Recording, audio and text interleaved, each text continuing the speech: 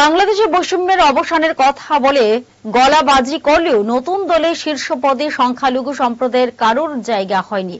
বাংলাদেশের সরকারি ঘোষণা অনুযায়ী দেশের 10% সংখ্যালঘু, তাদের 7.5% হিন্দু। অনেকেই আশা করেছিলেন ছাত্রদের নতুন দল সংখ্যালঘুদের উপর বৈষম্যের অবসান ঘটাবে, কিন্তু সাংগঠনিক পদ বন্টনে সংখ্যালঘুদের কথা বিবেচনা করা হয়নি।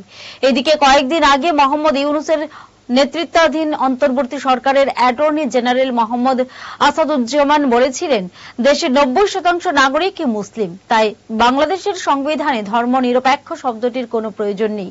সেই বিষয়কে মান্যতা দিয়েই নতুন খসড়া তৈরি করেছে সংবিধান সংস্কার কমিশন। রাষ্ট্র পরিচালনার ক্ষেত্রে ধর্মনিরপেক্ষতা শব্দটিকে বাদ দেওয়া হয়েছে নয়া সুপারিশে। সেই নতুন খসড়ায় তুলে দেওয়া হয় প্রধান উপদেষ্টা মোহাম্মদ ইউনূসের হাতে। জুড়ে থাকে বাঁধন আপনার চেয়েও আপন, জুড়ে থাকে বাঁধন আপনার চেয়েও আপন, আপনার চেয়েও আপন।